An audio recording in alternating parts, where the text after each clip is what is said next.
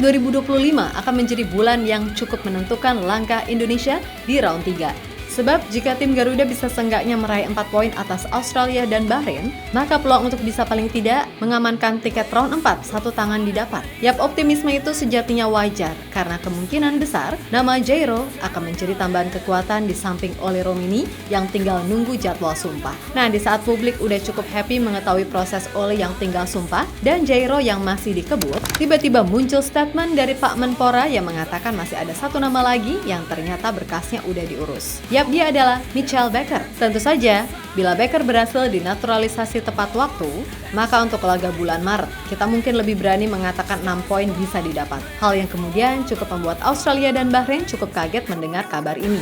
Sebab merujuk dari apa yang pernah dirasakan atau diutarakan Mancini, jika sosok seperti Erick Thohir memang sosok yang gak banyak ini itu, tapi tiba-tiba memberikan kejutan. Seperti yang pernah terjadi dengan kasus Martin Paes, yang mana ia kabarnya baru bisa debut pas matchday kedua. Tapi di detik akhir, ternyata bisa kan langsung debut di laga perdana round 3 melawan Arab Saudi. Fields of green are sacred ground. Red and white, no backing down. Fists clenched tight, hearts on fire. Chasing dreams never tire.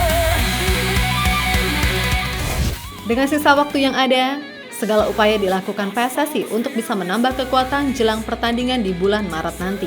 Lawan Australia dan Bahrain, pastinya nggak akan semudah itu juga, mengingat mereka pun pastinya juga melakukan pembenahan. Nah, setelah proses pergantian pelatih, maka fokus yang ada untuk waktu dekat ini adalah gimana caranya menyelesaikan proses Ole Romini yang tinggal disumpah. Baru setelah itu, Jairo akan benar-benar dikebut agar tersedia di bulan Maret. Tentu saja, hadirnya dua pemain tersebut akan membuat sektor tengah dan depan timnas Indonesia jadi lebih menjanjikan, yang mana secara otomatis peluang untuk bisa menang pun jadi lebih besar. Sebab selama ini, lini tengah serta lini depan kerap menjadi persoalan tersendiri di timnas. Memang stok gelandang ada, tapi yang murni sebagai gelandang bertahan itulah yang selama ini sulit. Pun begitu dengan penyerang, jumlahnya cukup banyak. Tapi sejauh ini dari nama-nama yang dicoba pun belum sesuai harapan sebagai goal getter.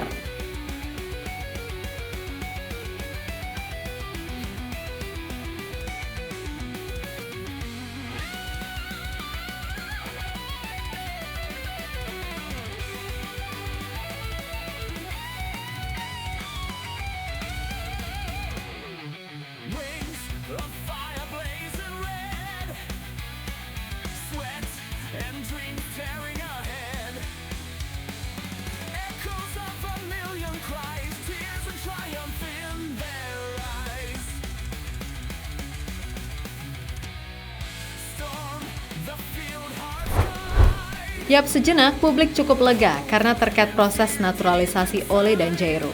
Namun sejatinya publik masih mengharapkan kalau PSSI nggak berhenti sampai di situ.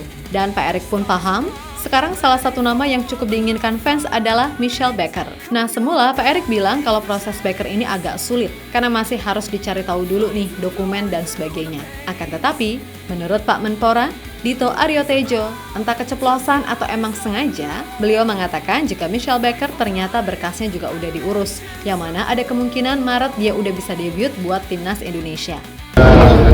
Penyelesaian dari paperwork-nya, administrasi, tapi yang sudah digaranti adalah Ole dan dua lagi sedang proses.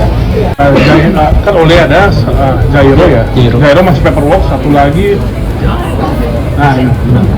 Tapi paperwork yang diperlukan PSSI sudah lengkap. Jadi kami prinsipnya hanya menunggu dan misalnya bagaimana bisa memperkuat timnas dalam kualifikasi ke dunia. Yap, masuknya Mitchell Baker secara otomatis adalah berkah luar biasa buat timnas Indonesia. Sebab dia itu levelnya udah world class. Pernah main di Ajax, Leverkusen, Atlanta, PSG, dan sekarang di Lille. Soal gelar, dia pernah meraih Europa League bersama Atalanta, serta memenangkan beberapa gelar domestik bersama Ajax serta PSG. Usianya pun masih cukup muda, yakni 24 tahun.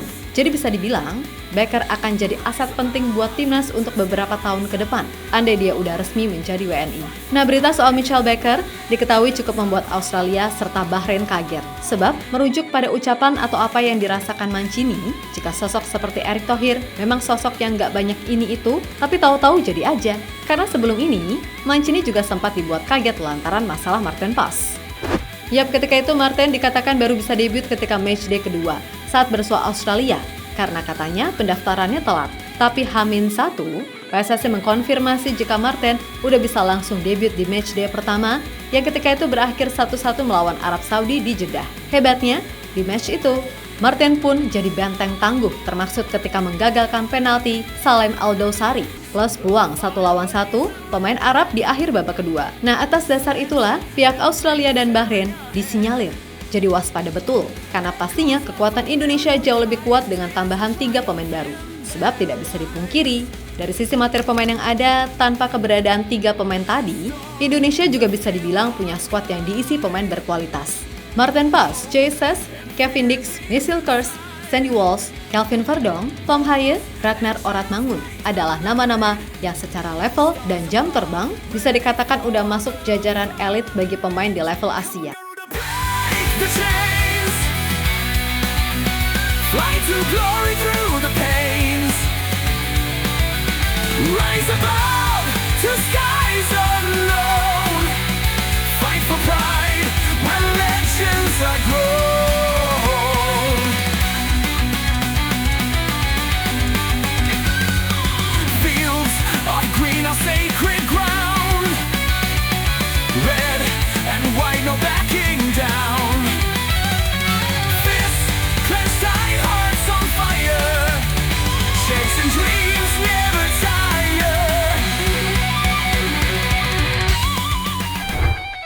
Yap, melihat sikon yang ada, tentu jika Maret nanti Indonesia bisa turun dengan komposisi terbaik, termaksud Elkan yang comeback, Misil Kers udah pulih dari cedera, serta gabungnya 3 pemain baru, harusnya secara komposisi skuad tim ini berani menargetkan 6 poin. Jika merujuk pada formasi kesukaan Clifford, yaitu 4-3-3 atau 4-2-3-1. Maka dengan kiper Martin Paz, serta 4 back di belakang ada Kevin Dix, Misil Kers, Jay Sess, dan Kelvin Verdong, lalu 2 pivot diisi Tom serta Jairo. Kemudian Ragnar yang didender sangat oke main sebagai gelandang serang, serta Mitchell Baker akan ditaruh sebagai winger kiri, Eliano kanan, dan Ole sebagai ujung tombak. Harusnya emang sih tim ini punya kapasitas untuk menang. Masalahnya adalah bisakah dengan waktu bertemu yang singkat antara pelatih dan pemain bisa langsung saling memahami, kan gitu. Karena biar gimana pun, selama ini Clifford, Lanzat, dan Pastor belum pernah bertemu secara langsung dengan para pemain. Tapi mudah-mudahan mengingat secara kultur mayoritas sama, plus Lanzat yang paham juga kultur Indonesia, harusnya hal-hal semacam ini udah dibahas oleh Pak Erik, jajaran pelatih, serta pemain pastinya.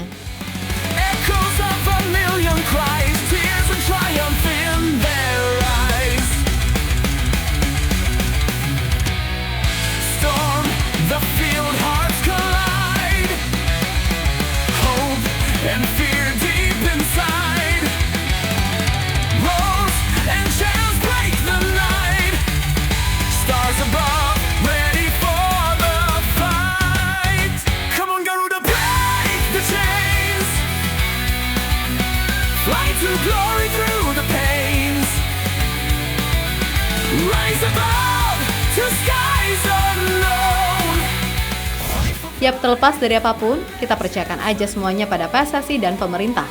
Mudah-mudahan proses Ole, Jairo, hingga Baker semuanya diberikan kelancaran. Karena sumpah, kalau mereka udah bisa gabung, probabilitas kita untuk menang jadi jauh lebih besar. Karena perlu diingat juga, Australia kehilangan 2 bek andalan, yakni Harry Sauter dan Alessandro Cerciati karena cedera panjang. Sedangkan saat melawan Bahrain, kita main di GBK, yang kata orang-orang Bahrain serem abis. Tapi ya itu pun kalau mereka berani datang, kalau enggak ya udah kita mah nggak rugi. Dapat giveaway 3 poin plus hemat tenaga. Terus lebaran dengan damai sentosa, kan gitu. So, kita nantikan aja perkembangan yang ada. Karena sebagai fans, kita mau yang terbaik dan gak ada hadiah terbaik dari sebuah permainan sepak bola selain kemenangan. Maka dari itu, mudah-mudahan 6 poin bisa didapat. Amin. Lalu saat menjamu China di GBK, kita bisa merayakan kelolosan ke Piala Dunia andai di laga tersebut juga bisa menang. Sehingga pas lawan Jepang, pressure itu nggak terlalu tinggi datangnya. Oke, kita Garuda.